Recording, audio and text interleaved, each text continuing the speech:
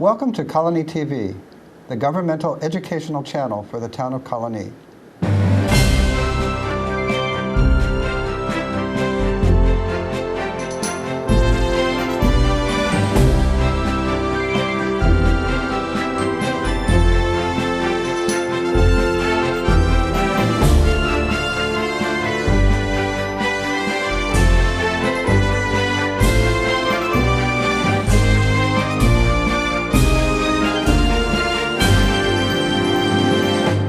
Welcome to Getting to Know You. My name is Joe Nash. Today we have a very special guest here for the holiday seasons.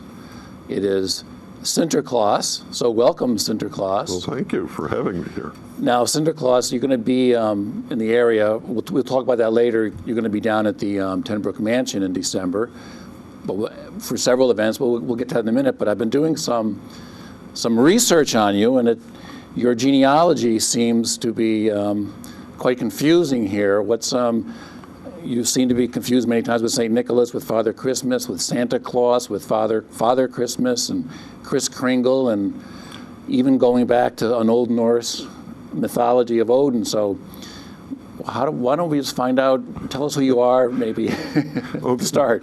Because the Tenbrook Mansion is a Dutch mansion, or was built by a Dutchman, I'm really Sinterklaas, or the Dutch Santa. The Dutch Santa, okay. But Sinterklaas in Dutch, it's corruption of Saint Nicholas, Nicholas. So I am really the Dutch version of Saint Nicholas. And then who was Saint Nicholas? Well, that's very interesting. There was a historical Saint Nicholas.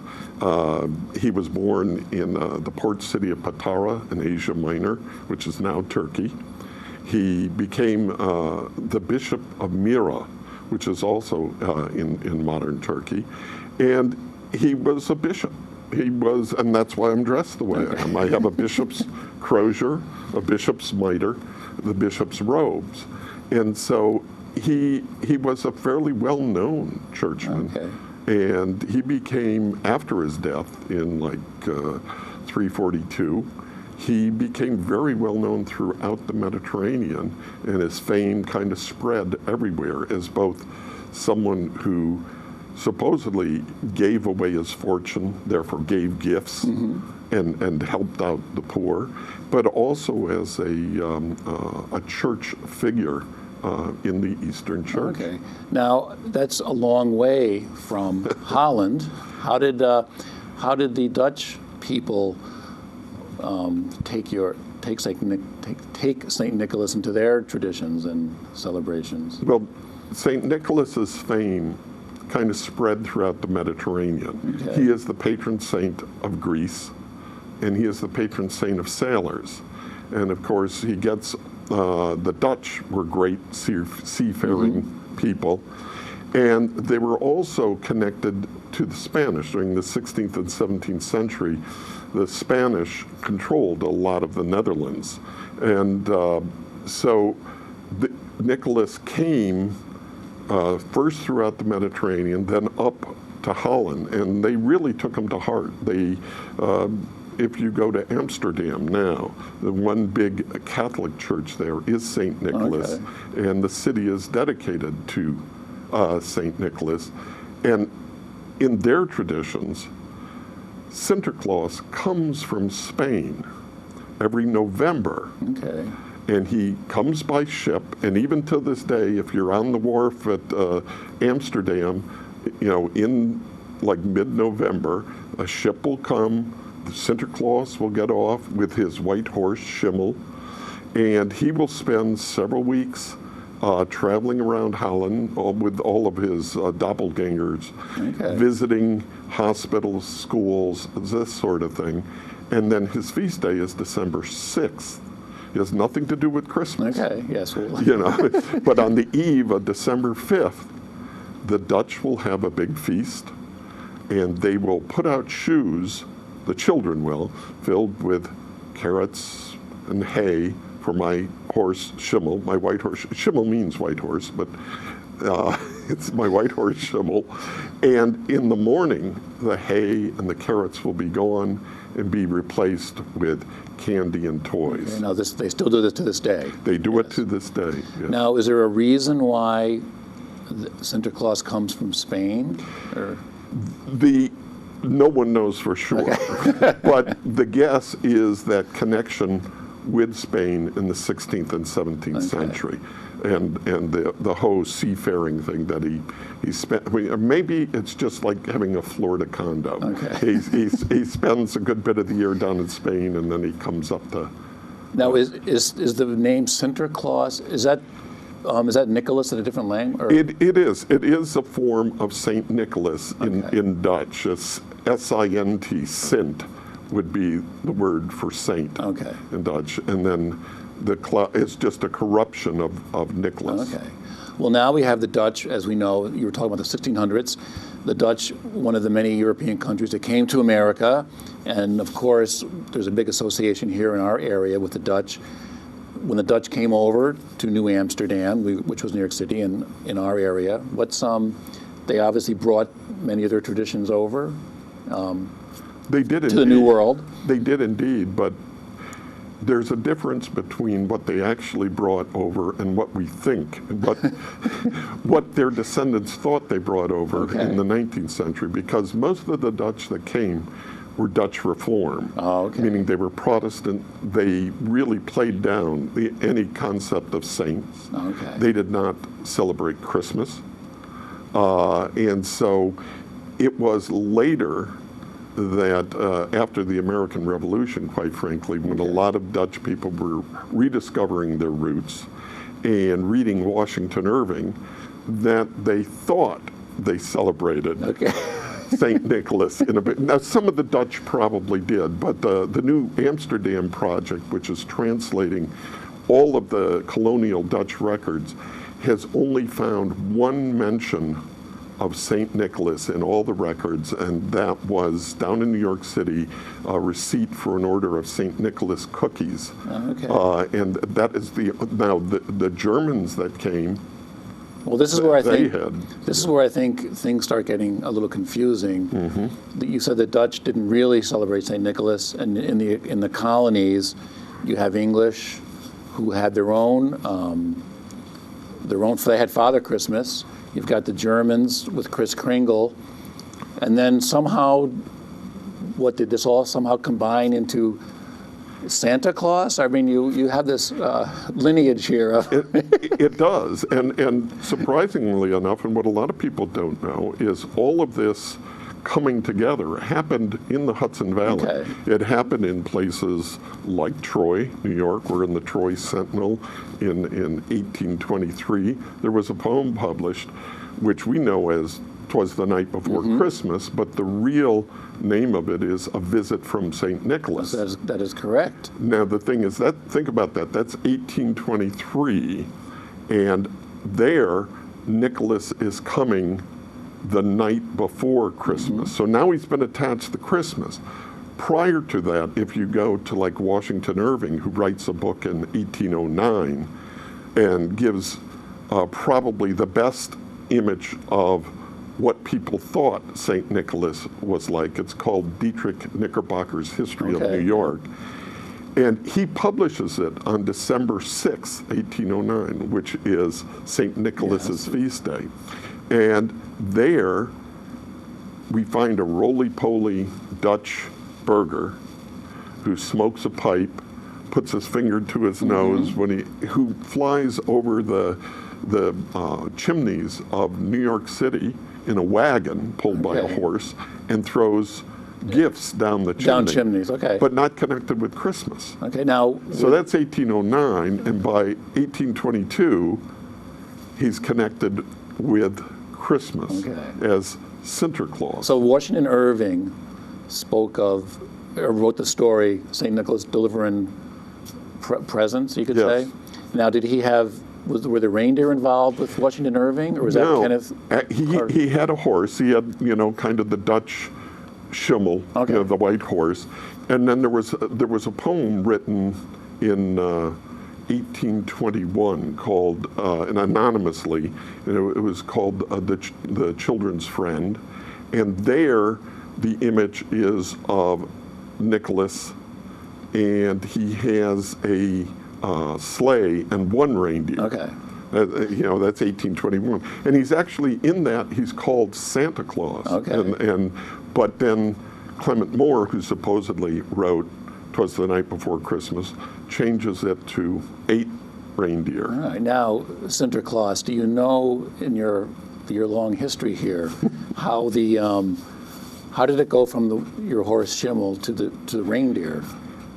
Because we have all these customs and nationalities and ethnic groups, sort of big pot of Christmas stew, I guess you could say. So what do you know where the reindeer came in?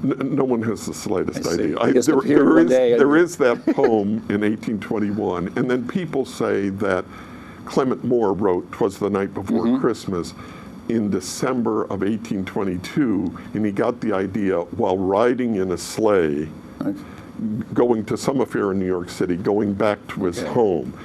This is just someone's idea. So we really don't know whether it came from a Norse tradition or exactly where. But it is interesting that the poem where he takes Saint Nicholas and some of these traditions, he adds the reindeer, and then suddenly this is 1823. This somehow morphs into what we know today as Santa Claus. Yes, and by the way, Moore was friends with Washington Irving. Oh, okay. And so he borrowed a great deal from Irving.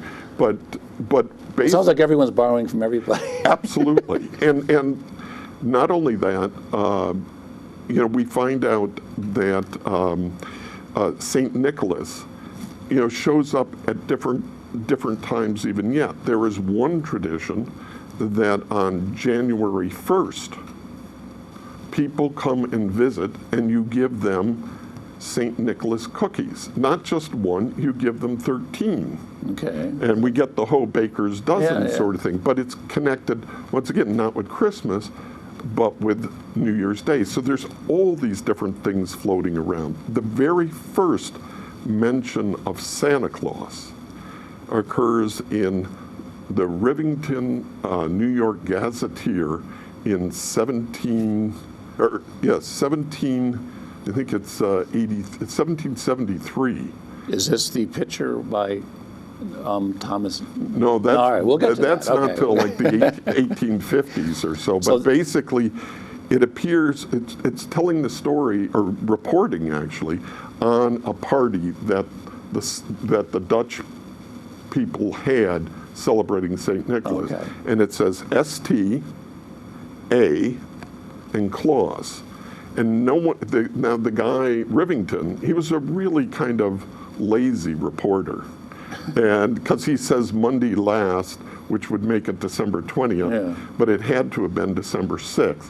So we think what happened is he was trying to approximate what the Dutch said when they were saying Sinterklaas. So he did ST, he put an A, and then he did Claus. So, later you see it spelled as Saint and an I, Claus, or an E. So I think it's just a vowel in the middle there, a soft vowel, and it's Sinterklaas, but it gets changed to Santa Claus. Okay, now Sinterklaas, do you know, with all these celebrations around your day on December 6th, what did people do then?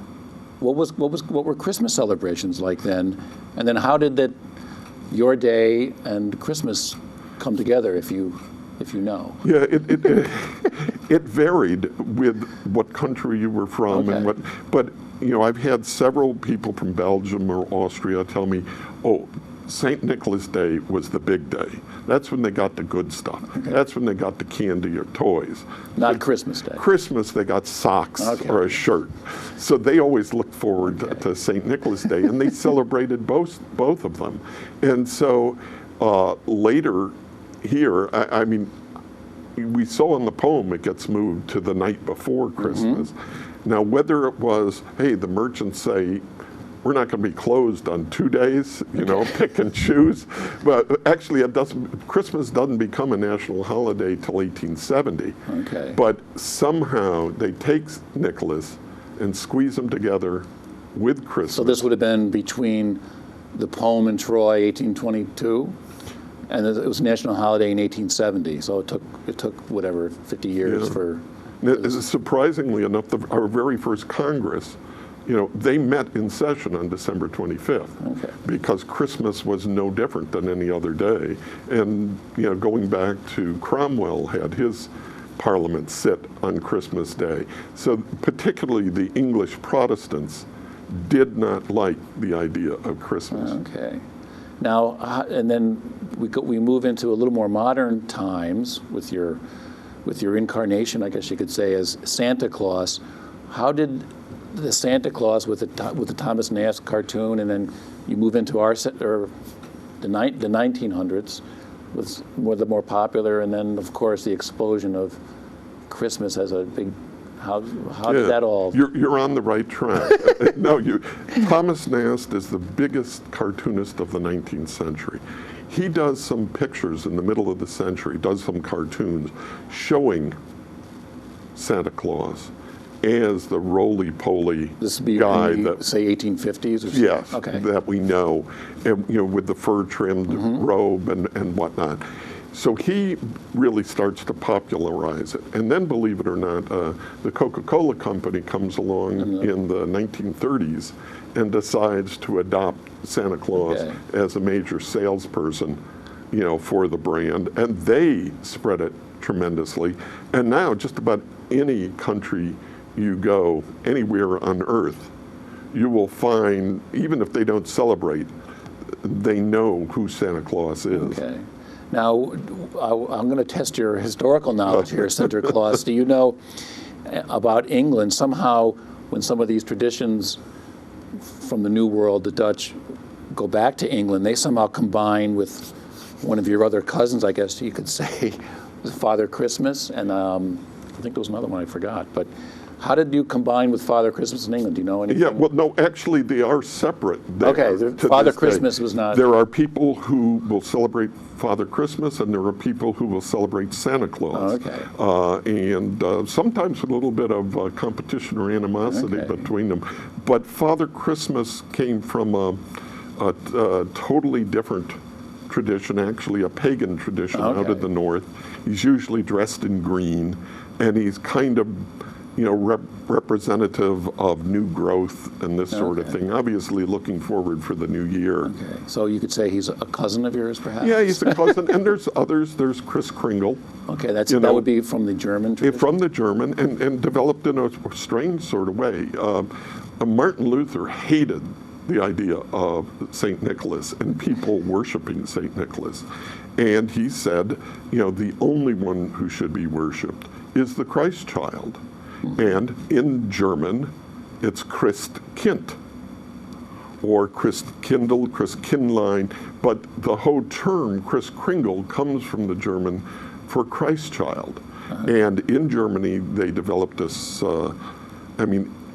Luther's idea is that you should worship the Christ child, but they developed this elfin little youth figure who came and brought presents and whatnot, and that morphed into what we know as Kris Kringle, who got famous in Miracle on 34th Street.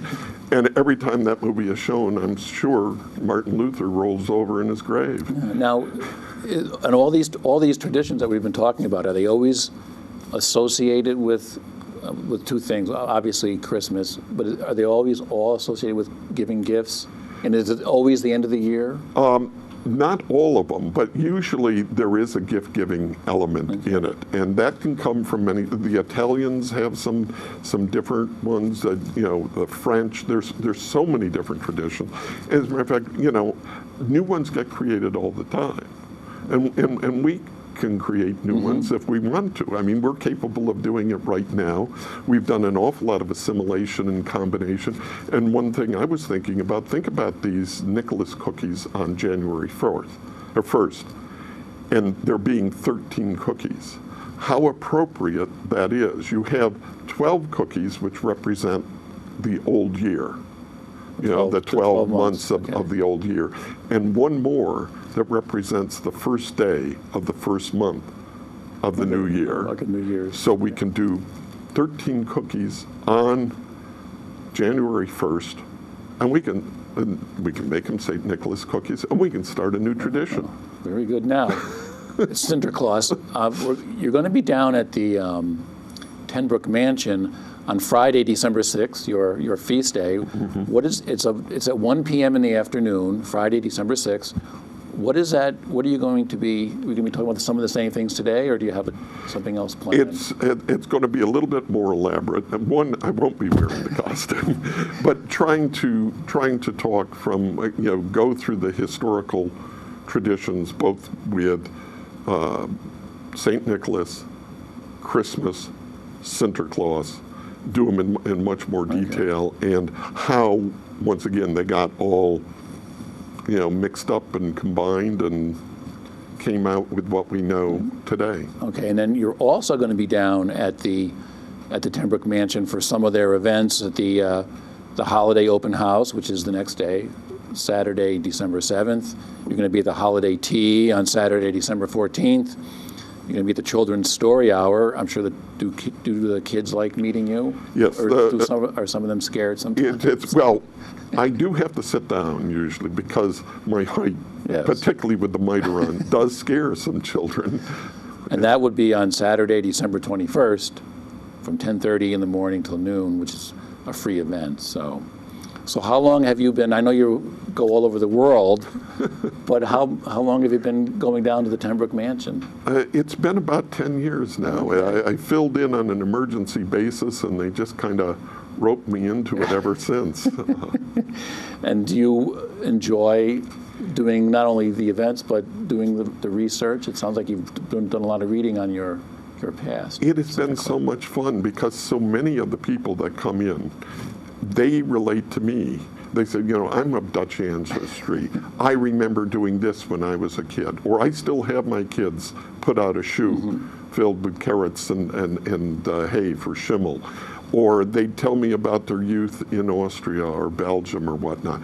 And they keep feeding me little tidbits. And I just started researching more and more. And it has been wonderful to see all these different traditions that people lived or grew up with, and see how they kind of flowed together. The Christmas tree from the Germans, the wassail bowl from the Norse and the English, and just so many different things coming from so many different directions, and we accepted them all here. And America has always been good at taking a little of this, a little of that, a little from everything, and making one sort of, because St. Nicholas seems to be more celebrated outside the United States. That's right, but St. Nicholas as Santa Claus, and that's, Santa Claus's robe is red. Yeah. It's the last vestige of the Bishop of Myra. Okay. And so we still have Santa Claus. Santa Claus isn't usually wearing a robe, though, isn't it? Well, he has red, usually a red outfit. Okay. I mean, it's the same, papal red kind of. Okay. Now, are you, besides some of these events at the Tenbrook Mansion, will people be able to see you anywhere else in the Capital District? So far, I haven't. I have been at schools and whatnot in the past. It really is on a catch-as-catch-can basis, and so I was, a couple of times at the Speedo race on Lark Street. I would kick it off, and they haven't asked me to do that again this year. I'm afraid to even ask what that is. Well, Sinterklaas, we really appreciate you stopping by, telling us about your storied past and your genealogy and how it's all associated with the Capital District or in our New York State in the Hudson Valley. So I guess, should I say Merry Christmas or should I say... Make your own tradition. Okay, well, Merry Christmas, Sinterklaas. And we will see you next time on Getting to Know You.